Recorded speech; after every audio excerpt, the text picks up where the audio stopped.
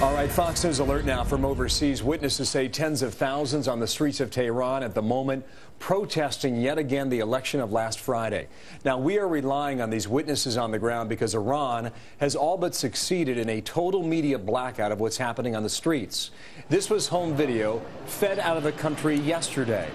The presidential challenger, Mousavi, has called for peaceful protest today to remember those killed on Monday. Remember, 7 shot and killed on Monday. Brave Iranian voters and students keeping the fight alive to get their voices heard. The White House has been relatively quiet on the Iran issue. That might be changing today. Member of the House, Representative Mike Pence from Indiana, Republican, with me now. And, sir, you're about to introduce a resolution this week. Tell me about what's in this resolution. What do you want it to do?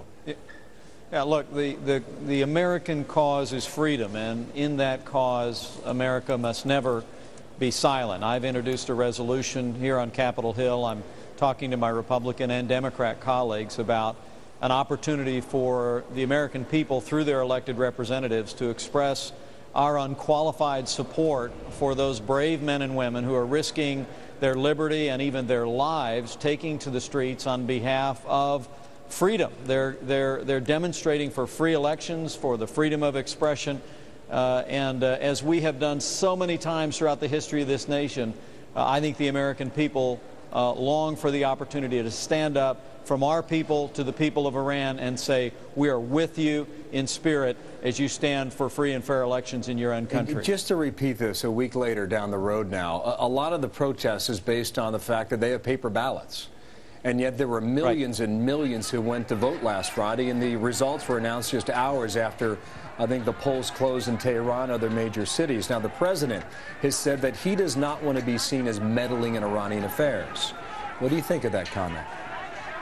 Well, Bill, I appreciate the fact that the president has said that those protesters have a right to be heard and respected. I appreciate that he said he was troubled.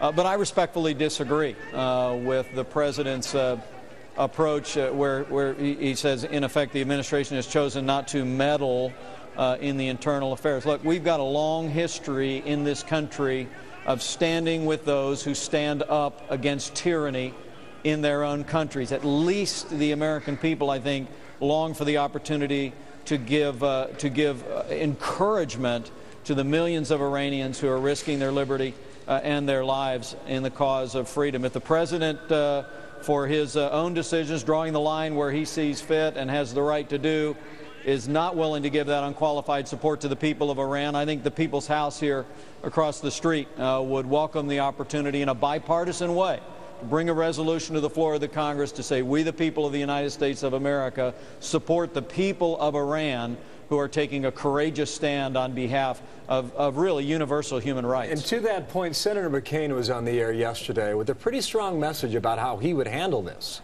He was talking with our own Chris Wallace last night during our 6 o'clock hour. What should the president say? Put it in words for him. Well, again, I want to. The president has the right to draw the line where he chooses to draw it. But I'm someone who believes that when Ronald Reagan. Do you think this is the smart line to draw? I think when Ronald Reagan went to the Brandenburg Gate, he did not say, Mr. Gorbachev, that wall is none of our business. He went to the Brandenburg Gate and he said, Mr. Gorbachev, tear down this wall. We know from people like Natan Sharansky and Alexander Solzhenitsyn that deep in the gulags of the Soviet Union, when Ronald Reagan was willing to call the Soviet Empire the evil empire, it gave encouragement to the people who were fighting tyranny within the Soviet Union. I'd like to see the President of the United States give an unqualified message of affirmation and support to those brave Iranians who are taking to the streets on behalf of their own freedom. It's what Americans have done throughout our history.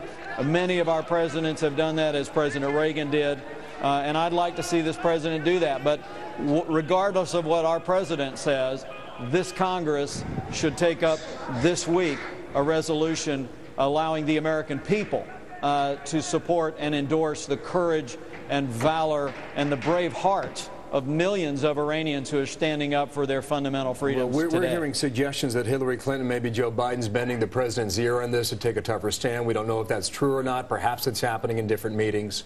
But Mike Pence, we appreciate your thoughts this morning. We'll follow your resolution there on the Hill. Thank you, sir. Thank you, Republican from Indiana, Mike Pence. Megan.